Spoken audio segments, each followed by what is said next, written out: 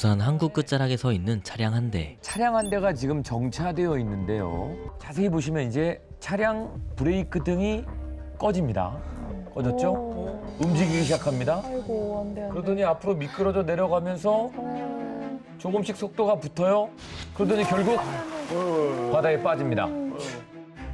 자, 순식간에 차량 안으로 바닷물이 들어오기 시작했고 물에 빠진 지 3분 만에 가라앉기 시작합니다. 어떻게? 자, 그래서 주위에 있던 사람들이 119에 이제 신고를 하고 있고요. 사람이 그때 차량에서 조수석 쪽에서 나왔어. 남자 한 사람이 나옵니다. 스스로 물 바깥으로 헤엄쳐 나오는데요. 아이고, 아이고. 이 남자는 들것에 실려와서 병원으로 이송이 됐고요. 운전석에 누군가가 더 있었습니다. 그래서 구조대 수색이 계속 진행이 됐고 시간이 걸렸지만 20분 만에 운전석에 탔던 여성을 물 밖으로 꺼냈습니다. 바로 심폐소생술을 시도했습니다마는 안타깝게도 이 여성은 이미 사망한 상태였습니다.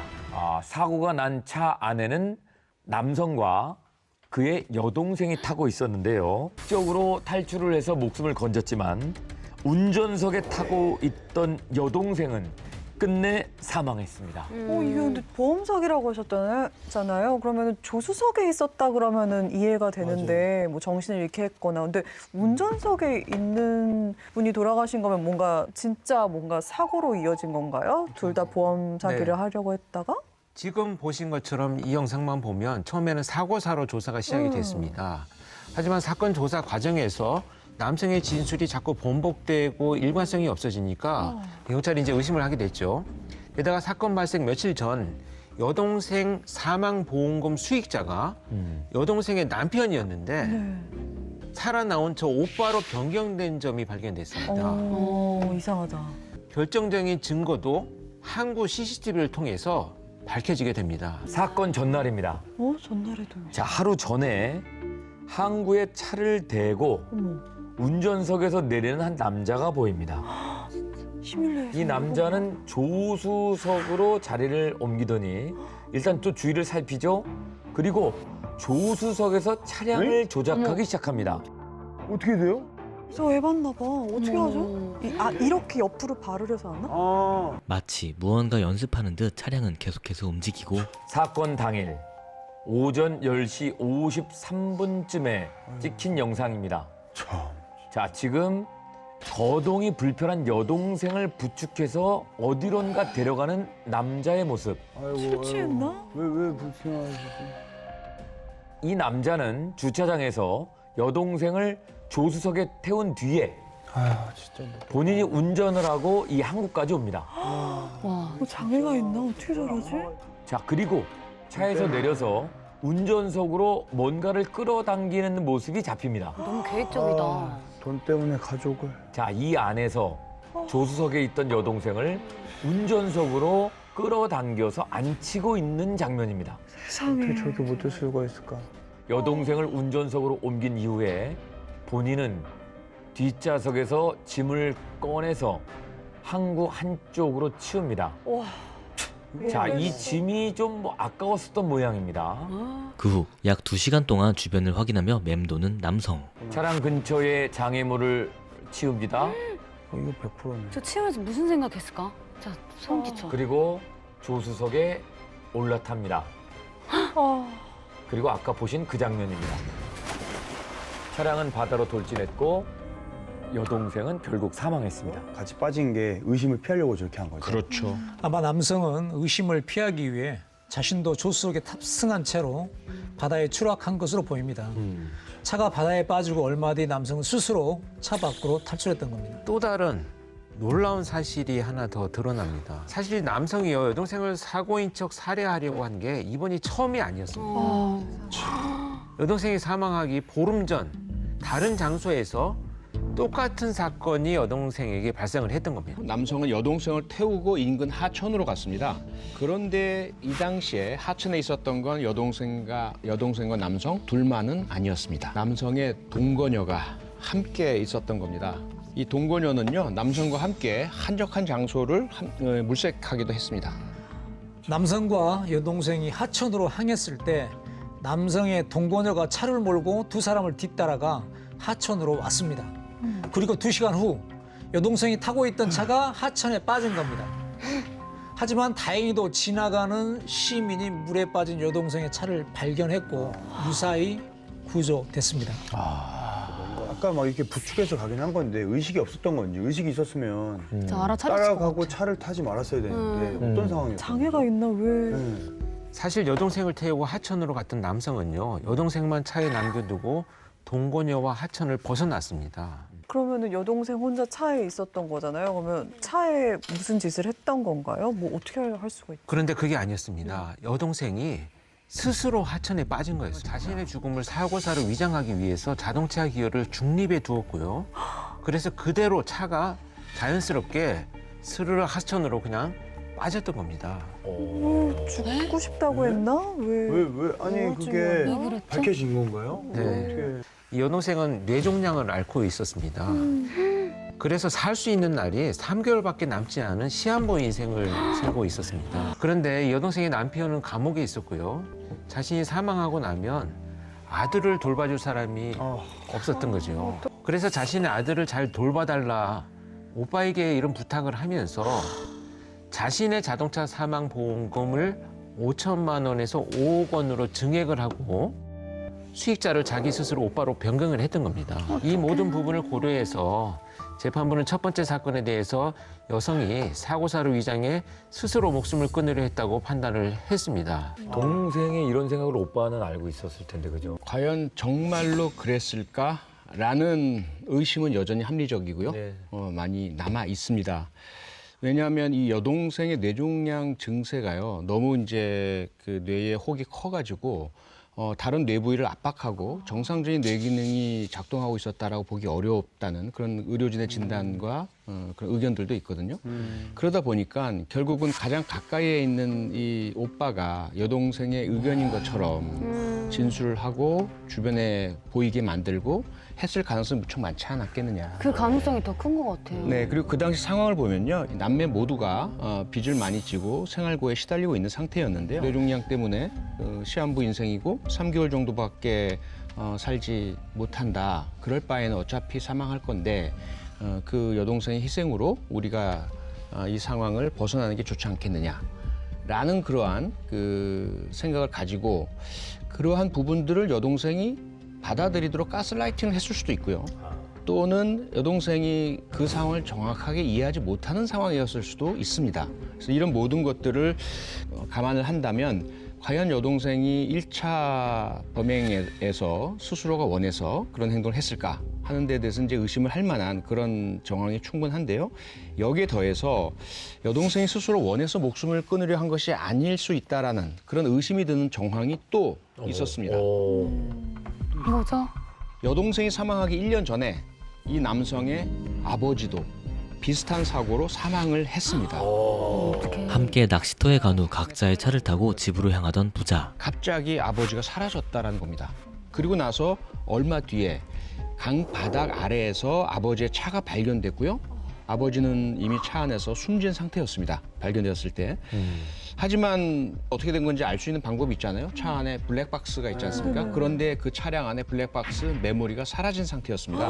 이상하다. 그리고 이 남성은 아버지가 사망한 이후에 아버지 명의로 들었던 보험금을 수령했고요. 그 액수가 1억 7천만 원이 넘는 금액이었습니다. 이상하네. 너무 똑같네. 그리고 그러면 이 남성은 그 1억 7천만 원의 돈을 어떻게 썼을까요? 빚을 다 갚고 문제가 해결되었어야 하지 않을까요? 근데 그렇지 않았습니다. 아버지의 사망보험금을 이 남성은 자신의 인터넷 도박 자금으로 다 썼다고 합니다. 이 사건에서 남성이 범행을 저질렀다고 의심되는 게 한두 가지가 아니었는데요. 우선 아버지 몸에서 졸피뎀 성분이 검출됐는데 아버지는 졸피뎀을 처방받은 적이 없었다고 합니다. 그리고 실종된 아버지를 찾는 과정에서 남성은 119 구조대에게 강바닥을 살펴받아 줘라. 아마 아버지가 기어를 중립에 둬서 이 사고가 일어난 것 같다는 등의 말을 계속했다고 합니다. 빨리 찾아야 보험금 받을 수 있으니까. 네, 그렇습니다. 아유, 정말 모르는 것처럼 했다면 다들 속을 수가 있었을지 모르겠지만 이러다 정말 발견 안 되면 어떡해? 그러면 실종 처리가 되고 보험금 못 받을 수 있잖아. 이런 초조감 때문에 스스로가 아이 강바닥 좀 살펴오세요라는 말을 하게 된 것이고 나중에 보니까 그것이 결국은 이런 연쇄 가족 살인의 증거가 될 수 있는 거죠. 그래서 이 수사팀에서도요, 여동생의 죽음에 대해서 본격적으로 수사를 진행을 했고요. 남성과 동거녀를 살인과 살인 공모 혐의로 구속영장을 신청을 했습니다. 그래서 수사가 전개가 되고 구속을 시키려고 하는 이 찰나에 이 사실을 알게 된 3일 뒤에 이 남성은요, 자신의 차량에서 스스로 목숨을 끊었습니다. 물론 유서도 안 남겼기 때문에 그 심리를 정확하게 이해하기는 어렵긴 한데요. 가장 긍정적이고 뭐랄까 온정적으로 해석을 하자면 뒤늦게 양심의 가책을 느끼게 되지 않았을까. 하지만 더 현실적인 이유는 아마도 이제 경찰 수사가 압박이 다가오잖아요. 가면 자기가 이야기를 해야 될 텐데 거짓말로 그동안 넘겨왔는데 이제 그게 드러날 테고 그렇게 되면 주변에 있는 자신을 아는 모든 사람들 얼마나 자기를 비난할 것이며 자신에 대해서 실망할 것이며 자기의 실체가 드러날 것인가 이게 두렵기 때문에 결국 죽음이 자신에게는 가장 유리한 가장 쉬운 가장 간편한 탈출구였기 때문에 자살을 선택했다 이렇게 보는 것이 더 현실적일 것입니다. 보험 사기를 칠 대상이 가족이 없어요. 그러면 계속 빚만 늘어나는 상황에서 자기도 이제 더 이상 뭐 무의미하다라고 생각을 해서 탈출구라고 생각한 것이 자살의 행위지. 사실 뭐 그렇게 죄책감을 느꼈다든지 갑자기 사람이 돌변하지는 않았다고 생각을 합니다. 법적으로는 이렇게 사망한 사람에 대해서는 기소나 재판을 못 하거든요. 그래서 공소권 없음이라고 종결을 하게 됩니다. 그런데 공범이 있잖아요, 동거녀. 동거녀. 네, 동거녀는 살아있기 때문에 수사는 계속 이어졌습니다. 자기는 이번 사건과 무관하다. 범행 장소를 물색하러 다닌 적도 없다. 왜 그곳에 갔느냐라는 질문에 대해서는 그냥 내 아이와 함께 놀러 갈 장소를 찾아본 것에 불과하다. 이렇게 주장을 했다고 합니다. 더 이상 처벌을 할 수 없는 건가요? 아니죠. 그가 그렇게 주장한다고 해서 처벌을 면하는 건 아닙니다. 경찰은 수사를 하고 증거를 확보하게 되죠. 조사를 계속 해나간 경찰, 결국 이 남성, 죽은 남성과 동거녀가 범행을 공모하면서 주고받았던 문자 내용을 확보했습니다. 뭐가 있었구나. 그래서 결국 이 동거녀에 대해서 살인, 자살 방조 미수, 보험 사기 방지 특별법 위반 등의 혐의를 적용했고요. 기소가 되었고 재판이 열렸습니다. 결국 유죄 판결을 받았습니다. 1심에서. 그래서 징역 5년형 선고를 받았습니다. 그런데 검찰은 검찰대로 징역 5년형은 너무 가볍다라고 해서 항소를 했고요. 동거녀는 너무 무겁다. 그리고 나는 무죄다. 이러면서 또 항소를 했습니다. 양측 모두. 그 항소심 2심이 열렸습니다. 2심에서 피고인이 남성과 거액의 보험금을 노리고 치밀하게 계획해서 범행한 점, 의사 능력이 매우 미약하거나 없어 보이는 피해자를 살인하기로 결심하고 2차 범행을 저지른 점 등을 모두 인정합니다. 그래서 이 점들을 모두 반영해서 1심의 형량이 너무 가볍다라는 검찰 측 항소 이유를 받아들입니다. 그래서 1심보다 훨씬 무거운 징역 8년형을 선고했습니다. 오, 늘었네요. 늘어났어요. 1심보다 늘어난 일이 많이 없는 것 같아요. 보험이라는 제도를 통해서 가족을 죽이고 돈을 얻는 거니까 이게 참 무서운 범죄입니다, 진짜. 가장 가깝잖아요. 혈연, 피부치 이런 표현을 쓰고요. 그런데 이게 잘못 악용될 경우에는 가까우니까 나를 위해서 희생해 줄 수 있지 않아? 라는 이제 잘못된 심리로 연결되는 징검다리가 될 수 있거든요. 그래서 자꾸 우리 사회에서 가족 대상 범죄가 많이 발생을 하고 있고요. 특히나 이렇게 부모나 또는 형제 자매를 살해하는 경우도 있지만 더 가장 안타까운 건 자신의 자녀를 자기의 이익을 위해서 돈벌이를 위해서 보험 사기에 이용하는 경우 이 경우는 정말 도저히 용납이 안 되죠. 어떻게 해야 돼요? 근데 사실 보험 범죄로 큰 돈을 벌 수 있다라고 하는 생각만 가진다면 그 대상은 가족밖에 없어요. 그래서 가족 범죄가 가장 많이 나타나는 그 파렴치한 문제가 생기는 거죠. 지난 4월에 K대 어느 학과 소모임 SNS에 올라온 영상입니다. 안전기가 서비스라는 글과 게시된 한 영상을 보시겠습니다. 자, 지금 앞에 한 여성이 막 앞만 보고 달려가고 있고 마스크를 쓰고 여성의 뒤를 쫓아가는 남성의 모습입니다. 그리고 랜덤으로 아무 여자 골라서 집까지 안전하게 데려다 주기. 무서워. 이런 제목이 붙어 있습니다. 무서워. 자, 이 황당한 내용의 이 영상은 여성을 위협해가지고 집까지 뛰어가게 만드는 겁니다. 그리고 그거를 집까지 안전하게 데려다 주기라고 표현한 거예요. 네. 자, 근데 이게 K대를 시작으로 해서 밤에 위험하니까 모르는 여자 집 빨리 데려다 주기, 밤늦게 공부하면 위험하니까 학우 과방 빨리 데려다 주기, 시험 공부하다 늦은 여학생 빨리 집 데려다 주기. 다양한 대학에서 이런 비슷한 영상들이 올라오기 시작했습니다. 그리고 해시태그는 수인남 안전귀가 뭐 이런 식의 어이없는 해시태그까지 올라옵니다. 대학을 왜 갔냐 저러고. 진짜 이게. 네. 이 영상을 비난하는 댓글들이 올라오죠. 범죄 연상 릴스가 왜 유머로 소비되는지 모르겠다. 이건 선 넘은 장난 아니라 그냥 범죄 아니냐. 그러니까. 스토킹 희화화라면서 여러 가지 다양한 비판들이 쏟아지고 있습니다.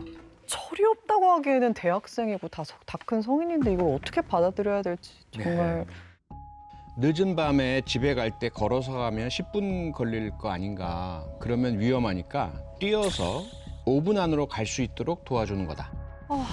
또 뒤에서 이렇게 내가 혹은 우리가 따라가 주니까 여성을 가드, 보호해 주는 거다. 그러면서 이것을 안전귀가 서비스라는 이름을 붙인 거죠. 너무 무서울 것 그러니까요. 같아요. 제 뒤에 남자가 천천히 따라오는 것도 무서운데 뛰어온다? 맞아요. 전 집에도 못 들어갈 것 같아요. 맞아요. 그냥 뭐 가까운 경찰서나 편의점 들어가거나 이럴 것 같아요. 이 통계청 자료에 따르면요, 여성 10명 중에 4명 이상은 밤에 혼자 걸을 때 불안하다고 느낀다고 합니다. 이 영상이 문제가 된 것도요, 이런 여성들의 공포심을 자극하는 것을 재미로 삼았기 때문입니다.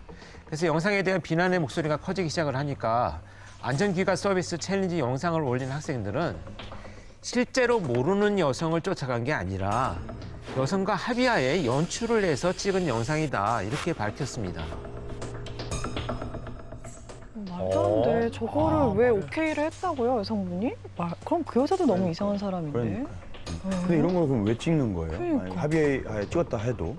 예, K대 대학생들이 이 영상을 올리게 된 이유는 해외에서 이슈가 됐던 영상을 패러디한 것일 뿐이라고 했습니다. 그러면 해외에서 저런 영상이 실제로 있다 치면 그것도 연출인 건가요? 아닙니다, 아닙니다. 해외에서 올린 영상 중에는 연출이 아닌 실제 상황도 있었습니다.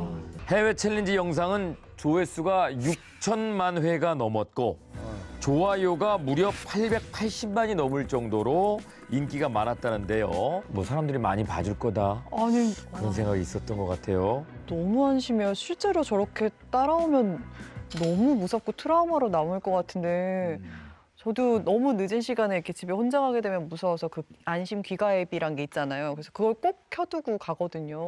무서우니까. 아니면 옛날에는 뭐 전화하는 행동하면서 일부러 뭐 아빠 나 다 왔어 이런 식으로 갔었는데 근데 저렇게 공포심을 유발하는 행동을 하는 이유가 뭐예요? 저게 재밌다고 하는 거잖아요. 과거에 보면은 이제 미국 같은 곳에 인종차별할 때 KKK 이런 곳에서 흑인 한 명 몰아넣고 막 위협하고 자기들 깔깔거리고 장난이었어 이런 식이 꽤 있었거든요. 우리나라도 과거에 일제강점기 같은 때 우리 어린이나 또 청소년들을 일본 어른들이 막 그런 식으로 공포감 몰아넣고 장난이었어 하고 돌아서 강자들이 가지는 자기 힘의 과시의 심리가 또 여기 또 숨어 있는 것으로 보입니다. 이게 연출이든 아니든지 간에 특히 SNS 등을 통해서 만약에 유행이 된다고 하면요. 트라우마가 있는 사람들 있잖아요. 네네. 뭐 스토킹 피해라든지 또는 폭력 피해 등을 겪으신 분들이 우연하게 이것을 보고 많은 사람들이 보고 있다는 것을 알게 된다면 과거 피해 충격이 다시 되살아나거든요. 상당히 심각한 2차, 3차 가해를 가할 수가 있고요. 두 번째는 사회 전반의 범죄에 대한 민감성을 둔화시키는 그런 작용을 할 수가 있어요. 아, 이게 장난이구나. 장난으로 이렇게 하는 것도 괜찮네, 재밌네, 많이 보네. 이렇게 되면 사람을 괴롭히고 놀래키고 힘들게 하는 것, 그거 자체가 받아들여지는구나라는 그런 잘못된 인식이 퍼질 수 있거든요. 세 번째 가장 위험한 것은 실제 범죄자들, 성폭행이나 데이트 폭력이나 스토킹을 하는 범죄자들이 이런 유행 양상을 보고 내가 하는 것도 그냥 장난처럼 받아들여질 수 있겠네. 자기의 범죄 행위를 합리화하고 범죄의 피해 자체를 축소하는 이러한 도구로 사용될 수도 있기 때문에 정말 주의해야 하고 절대로 이런 유행이 돼서는 안 됩니다. 그 폭탄 테러범이라고 해서 에이핑크 때문에 여기에 폭탄을 설치했다. 막 이래가지고 그 폭탄 테러범 때문에 시간이 엄청 딜레이 된 적도 있었고 또 저희 가게에다가 이제 폭탄 테러를 하겠다 해가지고 며칠 동안 또 경호원분들이 또 가게를 지켜주신 적도 있었고 정말. 이게 막 가족까지 막 이래버리니까 정신적으로 너무 힘들더라고요. 그래서 저는 이 스토킹이 전 정신적 살인이라고 생각해요. 맞아요. 진짜 네, 이게 맞습니다. 사는 게 아니더라고요. 무서워서. 가벼운 뭐 장난식으로 찍은 영상이 이와 비슷한 범죄를 당한 피해자에게는 정말 끔찍하고 고통스러운 기억으로 남을 수 있습니다. 이런 식의 영상은 누구라도 어떤 식으로라도 찍어서는 안 될 것 같습니다. 어두운 새벽 시간 서울의 한 주유소 앞. 자, 빠르게 우회전을 했죠. 택시입니다. 빠르게 우회전 너무 빠르게 했어요. 그러더니 횡단보도를 넘어서 주유소를 지금 불이 났습니다. 불이 났고 큰일 났다, 큰일 났다. 이 사고 여파로 지금 횡단보도에 설치되어 있던 신호등이 지금 박살이 났습니다. 이거 어떻게 해요, 이게? 신호등이 뽑혀서 날아가 버렸고요. 브레이크 밟는 소리가 끽 하고 나가지고 꽝꽝 그러서 그 순간에 무슨 사고 났다는 직감을 했었어요. 줄기 다 날아갔는데. 직원들은 서둘러 나와 화재를 진압하고 네, 그리고 지금 차 안에 있던 운전자를 바깥으로 꺼내서 응급처치를 하고 있죠. 자, 생명에는 뭐 다행스럽게 지장은 없어요. 병원으로 이송이 됐습니다.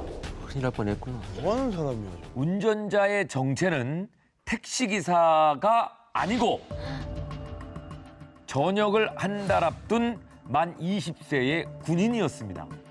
어머, 훔쳤나 보다. 훔쳤나?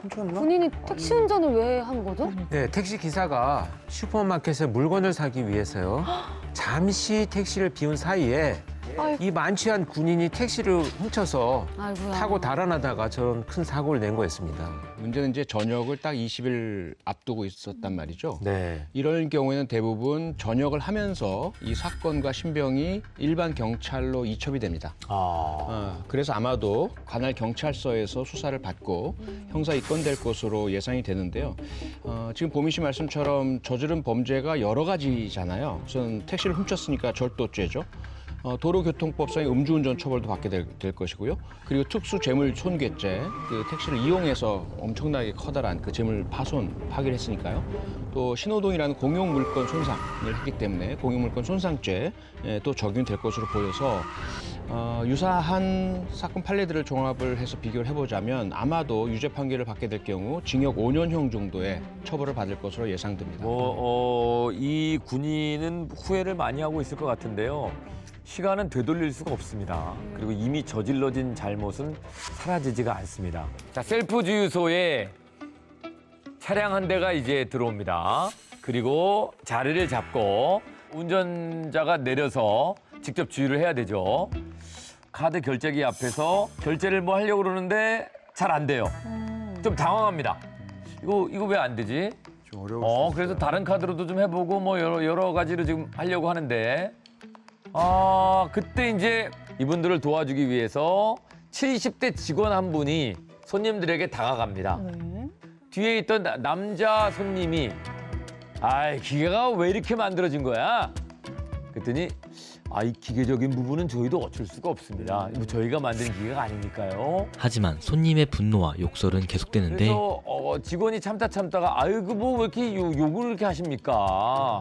하고 자리를 피해요. 쓸데없는 마찰을 피하기 위해 사무실로 돌아가는 그때 직원을 쫓아갑니다. 네. 연세도 있는데. 왜 저래, 왜 저래. 연세 있는 자, 그리고 사무실에 가서 너 나한테 욕했지? 욕했지? 당신이 나한테 욕했잖아? 하면서 화를 냅니다. 실제로 욕을 한 사람은 이 남자인데 그러면서 이제 사장 어딨냐고 사장을 찾기 시작합니다. 연세도 있고 약해 보이니까. 네. 아유, 형들 부르는 거죠. 그러더니 급기야 무릎 꿇어. 어머머머머. 무릎 꿇으라고 어머. 욕했잖아. 어머. 이러면서 직원을 밀치면서 위협합니다. 아유, 멋있게. 진짜 저 사람이 어떻게 살았는지 네. 보인다. 근데 이제 같이 동승했던 여성 손님이 한마디 합니다. 그냥 무릎 꿇고 상황 끝내요. 아이고 정말 진짜 답답하다. 지금 이렇게 하면은 안 끝나요. 빨리 꿇어요. 어머, 미쳤나 봐. 아이고, 진짜. 이러면서 왜? 무릎을 꿇으라고 하니까 이제 결국 이제 이 직원은 그냥 빨리 끝내려고 무릎을 꿇었습니다. 근데 이때 폭행이 시작됩니다. 어머 저 어떻게 빨빨해졌지? 이 남자 직원을 폭행하기 시작합니다. 야, 신고를 하지, 빨리. 어떡해. 이 도저히 이해할 수 없는 상황. 옆에서 이제 이 여성이 말리는데도 폭행은 멈추지 않아요. 아니, 어떻게 살았냐, 진짜. 네. 평생을 저렇게 사는 거지. 황당합니다. 다른 작업을 하느라고 조금 늦게 응대를 했는데 거기서부터 시작입니다. 남성 손님이 갑자기 이 직원이 나에게 욕을 했다라고 주장을 하기 시작합니다. 그러면서 사무실까지 따라 들어와서 직원의 뺨을 때리고 꿇은 허벅지를 밟는 등의 폭행을 했습니다. 일행 여성의 태도나 행동을 네. 보면 만성적으로 저런 일들이 반복되어 왔던 것으로 추측이 되고요. 그랬나 봐요. 저 사람이 저렇게 난동을 부리고 있을 때 바깥에 다른 손님들도 있었다고 합니다. 네. 그래서 이 70대의 직원은 혹시라도 나가서 또 다른 사람한테까지 난동을 부리면서 피해가 갈까 싶어서 상황을 빨리 끝내려고 일단 무릎을 꿇었다고 합니다. 당시 상황을 들은 주유소 사장이 CCTV 영상을 확인했고 10년 넘게 일한 직원이 폭행당한 모습을 보게 됐습니다. 직원이 입었을 마음의 상처가 가장 걱정됐던 사장은 가해 남성을 바로 경찰에 신고했다고 합니다. 시작된 이후에 가해자는 주유소에 여러 번 찾아왔다고 합니다. 이 차가. 그러면서 뭐라고 했냐면 그날 개인적으로 안 좋은 일이 있어서 화가 났는데 직원이 내가 불렀는데도 오지 않아서 더 화가 났던 것 같다. 위로금 50만 원으로 끝내자. 내가 임대 아파트에 살아서 돈이 없는데 합의금으로 50만 원 이상을 부른다면 차라리 나는 벌금을 내고 말겠다. 그래서 어떻게 됐나요? 네, 기본적으로 뭐 그동안 여러 유사 사건들 보셔서 아시겠지만 만약에 피해자가 합의를 봐주지 않는다. 난 저 사람 처벌을 원합니다. 라고 한다면 아마도 유죄 판결을 받고 벌금형을 선고받을 것으로 예상이 되는데 만약에 그 경우에 유사한 사건들 판례를 보면 본인이 얘기했던 50만 원 정도가 아니고요. 벌금 한 300만 원 정도를 받을 것으로 예상이 됩니다. 이 사건 발생한 이후에 이 주유소 사장님이요. 스스로 자신의 사비로 이 난동남이 제시했던 50만 원의 위로금을 이 직원분께 대신 드렸습니다. 그리고 추가 병원비도 이 직원분에게 드리고 합의를 보지 않아도 되도록 대신 사장님 주셨고요. 그러면서 이제 저 난동남이 진심으로 사죄를 할 때까지 합의를 보지 않고 처벌 의사를 밝히겠다. 이렇게 지금 그 처벌 의지를 밝혔다고 합니다. 그리고 이어지는 또 다른 주유소 사건. 갑자기 갑자기 야, 속도를 줄이지 못하고 한 바퀴 돌면서 주유소를 그냥 엉망진창으로 만들어놨습니다. 주유기는 부서지고 지금 새는 거 아니에요? 이 보세요. 사무실 안까지요. 어떡해. 이 사고로 주유소 직원 7명이 병원으로 이송됐습니다. 도대체 속력을 얼마나 낸 거야? 단 한순간의 사고로 쑥대밭이 되어버린 주유소. 주유소 지붕이 내려앉았습니다. 그런데 잠시 후에 또 한 대 차량이 주유소로 들어오는데요. 저 차가 제 차를 받고 도망갔어요. 알고 보니까 지금 이 사고를 낸 이 차량은 이미 다른 차량을 들이받고 도주를 하다가 이런 큰 사고를 낸 겁니다. 그래서 직원 한 사람이 운전자가 누군지 확인하는데요. 차에서 내리는 사람은 누구야? 음주운전을 한 20대였습니다. 정말. 음주운전 진짜. 진짜 운전. 혈중 알코올 농도 0.077%고요. 음주운전이었습니다. 경기도의 어느 한 도로. 도로를 주행 중인 차량을 보십시오. 앞 차량이 좌회전하는 순간 속도를 일부러 높여서 앞차를 들이받을 듯이 돌진합니다. 자, 여기서는 부딪히지 않았어요. 네. 그리고 다른 날. 좌회전할 때 일부러 속도를 올려서 좌회전하는 차를 여기서 부딪힙니다. 좌회전할 때 이 차선을 변경하는 차들만 노리고 고의로 부딪히는 겁니다. 커브를 돌 때 차선을 변경하는 차들이 있고 근데 이걸 교묘하게 고의로 사고를 유발하는 수법으로 보험 사기를 쳐온 일당들의 영상입니다. 이 사람들은 20여 차례에 걸쳐서 약 1억 4천만 원의 보험금을 수령해 갔습니다. 20대 초반의 남성 2명이 주도를 했는데요. 렌터카를 빌려가지고 보험 사기를 치는 겁니다. 차선을 넘어오는 차를 향해서 순간적으로 속도를 올려가지고 들이받는 사고를 일으켜서 보험금을 편취한 사건입니다. 예, 두 사람은 동네 선후배 사이로 생활비를 충당하기 위해서 보험 사기를 쳤다고 합니다. 함께 같은 차에 탑승해 사고를 유발하기도 했고요. 합의금과 병원비를 더 많이 받아내기 위해서 다른 사람들을 차에 더 태워서 사고를 내는 등의 보험 사기를 친 겁니다. 사기에 가담한 인원만 총 17명이었습니다. 이 17명의 공범이 정말 악질이라고 생각이 듭니다. 이 공범들이 이래서는 안 되는 사람들까지도 이 보험 사기에 이용을 했습니다. 그 생령으로 사는 사람들의 정체는 바로 같은 동네에 살았던 중증의 지적 장애인들이었습니다. 그리고 이 중증 지적 장애인 중에 한 명은 주범의 여자친구였다고 합니다. 17명의 공범이 중증 지적 장애인들을 어떻게 보험 사기에 이용했는지 그 모습을 보면 정말 경악을 금치 못합니다. 한번 보실까요? 자, 어느 늦은 밤. 나오지 말라고. 너무 세게 달려. 지금 이게 뭐 하는 걸까요? 어떡해, 미쳤나 봐.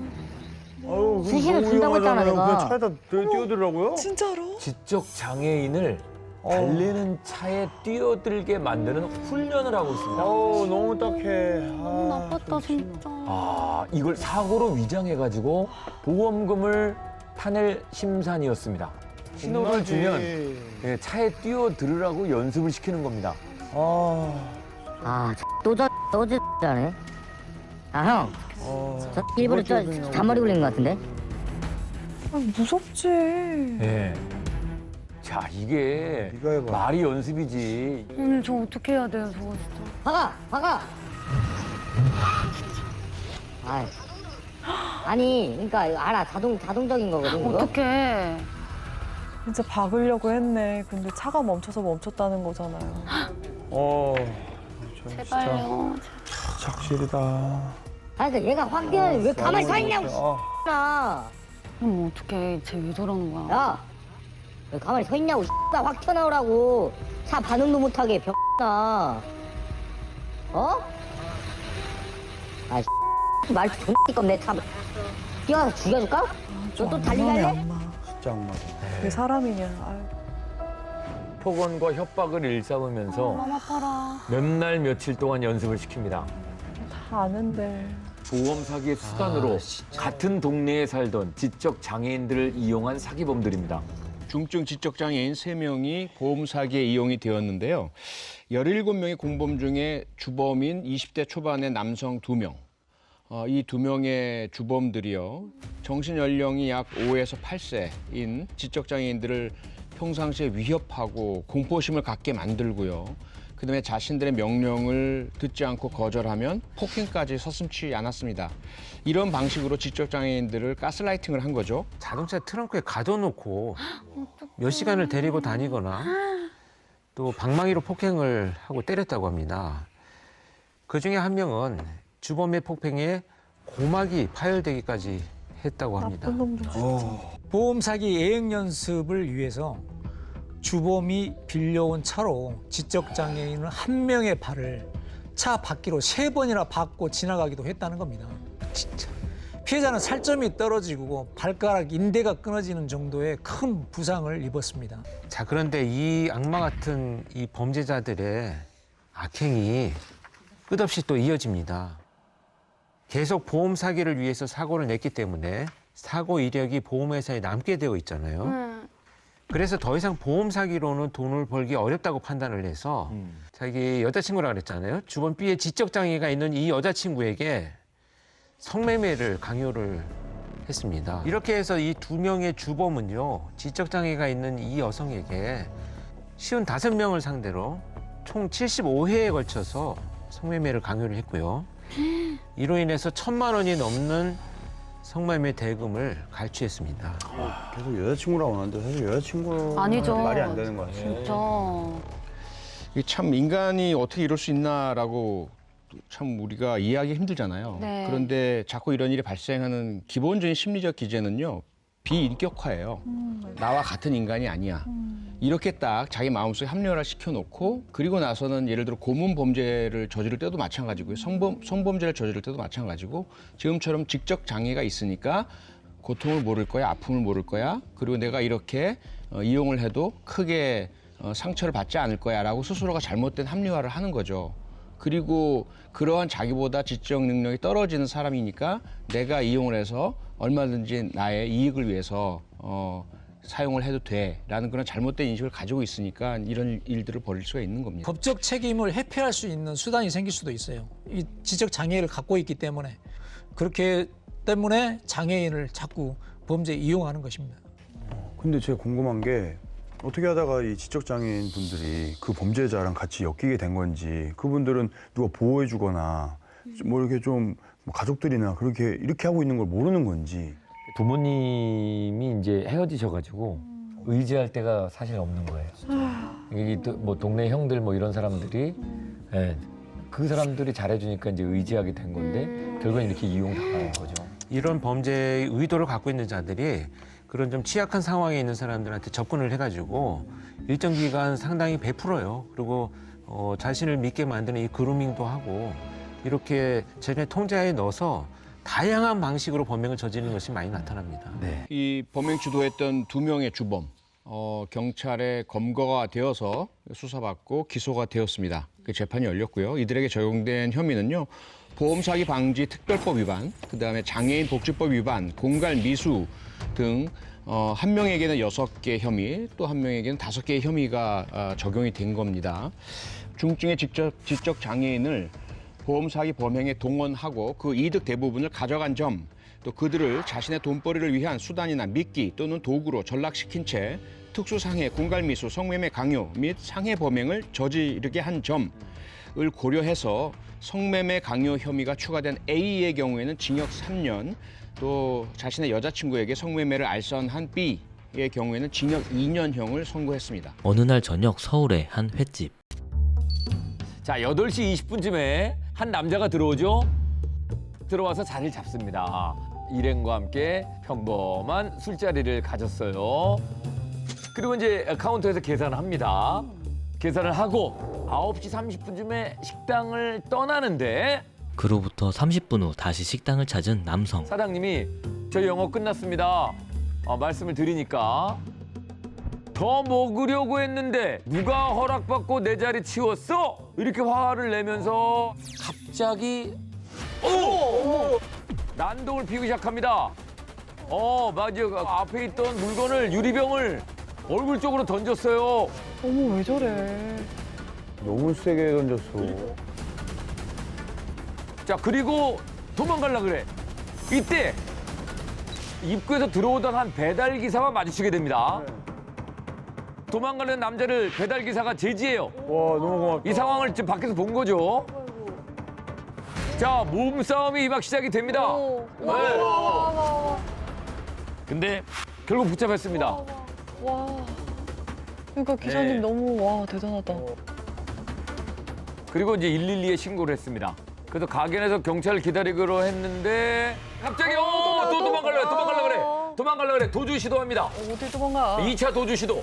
그런데 배달기사분이 또 막았어요.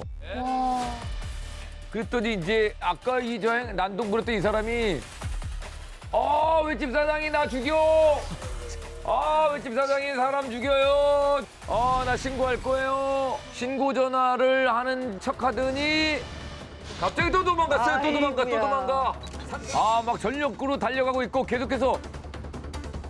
자, 이때 또 다른 시민 한 분이 따라가요. 이 상황을 계속 보고 있었거든요. 그리고 경찰까지 출동을 하면서 합류하게 됩니다.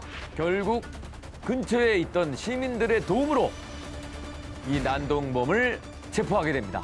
사장님은 지금 저 유리병을 가까이에서 맞아가지고 치아가 흔들려서 음식물을 씹기도 힘든 상태가 됐고요. 아이고야. 네. 그때 충격으로 한동안 턱하고 목하고 이쪽으로 맞았거든요. 그래서 여기 뭐 좀 잘 안 돌아가서 고생을 좀 많이 하셨다 그러네요. 진짜 이렇게까지 막 우리 시민분들이 도와주는 사건을 만나기 쉽지 않은데 맞아요. 너무 감사한 맞아요. 것 같아요. 두 분이나 적극적으로 막아줬잖아요. 네. 그 기사분은 사실 어떤 상황인지 모를 수 있는데 직감적으로 딱 알고 바로 딱 막아주고 네. 그래서 큰 사고가 또 안 일어났던 것 같아요. 그러니까요. 기사님은 특히 자기 일이 아니잖아요. 그럼에도 불구하고 나서 주셨고요. 저 난동남이 이 배달기사분이 이제 막아서니까 헬멧을 붙잡고 막 목을 꺾고 상당히 고통스럽게 했거든요. 그럼에도 불구하고 배달기사님은 범죄자다, 놓치면 안 된다. 이 일념하에 끝까지 이제 붙잡고 있었다고 합니다. 와, 너무 멋있어요. 자신도 바쁘셨을 텐데 배달 일 때문에. 저 난동남도 자기가 잘못한 걸 아니까 계속 3차나 도망가려고 했던 것 같은데. 이 난동범은 경찰 조사 이후에 사장님 가게로 찾아와서 당시에 술에 취해 있어가지고 제정신이 아니었다라고 얘기를 하면서 자신의 행동을 반성하는 그런 듯한 모습을 보이기도 하긴 했는데요.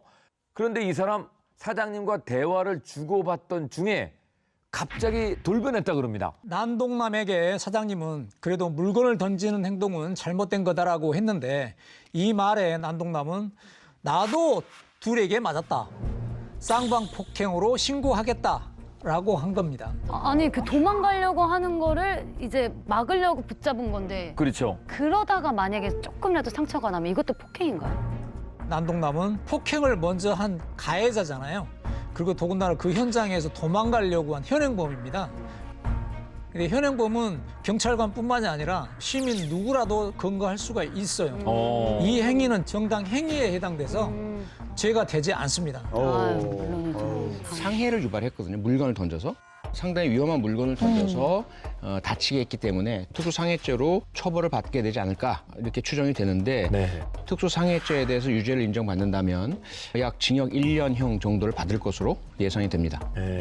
2024년 1월 1일 강원도의 한 LPG 충전소. 가스를 충전하기 위해서 LPG 충전소로 들어갔습니다. 그리고 이제 후진을 해가지고 진입을 하는 거예요. 여기 진입합니다. 그런데 잠시 후에 하얀 연기가 새어나오기 시작합니다. 자, 먼저 연기처럼, 구름처럼, 네, 안개처럼 도로와 주택가에 이 가스가 빠르게 번집니다. 진짜. 한 장면 같죠? 엑시트 같아요, 엑시트. 아니죠. 가스예요. LPG 가스입니다. 가스를 확인한 주민들은 빠르게 대피하기 시작하는데 괜찮으십니다. 네, 여기 LPG 충전소 가스 엄청 새거든요. 빨리. 자, 그리고 차량들이 지금 움직이려고 하는데 누출된 가스 때문에 시동이 꺼져서 움직이질 않습니다. 아, 진짜요? 네, 이동하고 싶어도 옮길 수가 없는 상황. 어떡해. 스파크 나면 오우. 어떡해, 네. 어떡해. 이때 폭발 사고가 일어났습니다. 폭발 사고가 일어났습니다. 굉음과 함께 불꽃이 치솟아오르고 사람들. 사람들. 이게 지금 폭발이 이루어진 그 장소가 굉장히 넓게 거의 앞에까지 왔어. 네, 어떡해. 폭발과 함께 곧바로 불길에 휩싸입니다. 어떡해. 이 사고로 사망자 1명, 중경상 4명, 피해 차량이 16대. 전소했어. 와 마을을 덮쳤는데 완전. 네, 어마어마한 사고입니다. 지금 재산 피해만 50억 원 이상 추정되고 있습니다. 작년 새해 첫날 강원도의 한 LPG 충전소에서 가스 누출로 인한 폭발 사건이 발생했습니다. 주유소 반경 300m 주변이 순식간에 불바다로 변했고 그 위력은 약 4km 밖에서도 불길이 보일 정도였다고 합니다. 화재를 진압하는데 소방관 117명, 장비 58대가 투입이 됐고요. 약 3시간 만에 겨우 화재를 진압할 수 있었습니다. 폭발이 얼마나 심각했냐면요. 저렇게 보셨다시피 차량은 아예 그냥 뼈대만 남은 채로 다 타버렸고요. 저 찢어진 부품들이 폭발 당시에 인근 나무가지까지 다 날아가서 추가 인명 피해가 발생할 수도 있는 상황이었습니다. 그래서 이 화재로 정말 저 일대는 완전 초토화됐고요. 하루아침에 터전을 잃은 이 주민들이 뭐 심리치료를 하는 것은 물론이고 일단 마을회관, 뭐 인근의 여관 이런 데를 전전하면서 거의 1년 가까이 배회하면서 불안정한 생활을 이어가야 했습니다. 네, 왜 누출이 됐던 거예요? 아까 그 차에서? 내막은 뭐냐면 혼자 근무를 하고 있던 이 운전자가 벌크로리 차에 가스를 충전한 뒤에 결속 장치를 완전히 다 제거하지 않은 상태에서 차량을 한 3m간 이동을 해버렸습니다. 어머. 이 사이에 그 관을 통해서 가스가 유출이 된 거죠. 이 LP 가스라는 게 말 그대로 L이 리퀴파이드 액화된 프로페인 석유 가스거든요. 그러니까 석유를 추출하는 과정에서 생긴 가스를 영하 42도 이하로 아주 강하게 냉각시키고 압축시켜가지고 부피가 작아지잖아요. 그 옮기기 쉽게 만든 거예요. 문제는 영하 42도보다 조금만 온도가 올라가면 바로 기체가 된다는 겁니다. 기체가 되는 거예요. 그래서 쫙 기체가 되면서 거리로 쏟아져 나왔고요. 불과 딱 10초 만에 충전소로부터 도로 전체로 흘러나오게 된 겁니다. 아니 또 운전자는 이 일을 좀 오랫동안 하셨을 텐데 왜 저런 실수를 전날 하셨던 있었던 운전자는 근무를 시작한 지 약 한 달밖에 되지 않은 신입 직원이었습니다. 원래대로라면 안전 관리자인 소장이 함께 근무를 해야 했지만 사건 당시 소장은 충전소 옆 기숙사에서 있었다고 합니다. 2인 1조로 근무해야 하는 이유가 누군가 실수했을 때 그 실수를 발견할 수 있기 때문인데요. 만약 소장이 규정대로 함께 근무하고 있었다면 가스가 새기 전에 막을 수 있었겠죠. 근데 얼마나 놀랐을까요? 근데 저 지역이 그 강원도 쪽이잖아요. 네. 그래서 아무래도 전방이 가깝다 보니까 그야말로 전쟁이 난 줄 알았다고 합니다. 그랬을 것 같아요. 그래도 더 큰 인명 피해를 막을 수 있었던 건 주민들이 서로 연락을 한 덕분이었습니다. 자신이 화상을 입었음에도 불구하고 이 마을의 관광으로 온 부녀를 또 안전한 곳으로 대피까지 시켜줬다고 합니다. 어떻게 됐을까요? 네, 이 가스를 옮기다가 부주의로 세게했던 직원, 그 직원의 경우에는 자신의 실수 때문에 사람이 사망했지 않습니까? 그러게요. 그 경우에 이제 업무상 과실치사죄가 적용됩니다. 그리고 불이 크게 났잖아요. 업무상 실화죄 등 총 5가지 혐의로 재판을 받았습니다. 그 재판부는요, 이 피고인이 다른 그 피해자들하고 합의를 원만히 한 점을 받아들였어요. 그래서 이 신입 직원 금고 1년형을 선고했습니다. 뭐 어떤 처벌을 받지 않았을까요? 네, 소장 역시 책임이 있죠, 당연히. 네. 그래서 업무상 과실, 폭발성 건물 파열 혐의가 적용이 됐고요. 그리고 업무상 과실치사상 혐의가 적용되어서 현재 검찰에 기소되어 있는 상태이고요. 아마 그 재판이 열릴 것으로 보입니다. 지금까지 MBC 에브리원 범죄 분석 코멘터리쇼 히든아이였습니다. 히든아이는 매주 월요일 오후 7시 40분에 만나볼 수 있습니다. 이상 좋은 영화였습니다.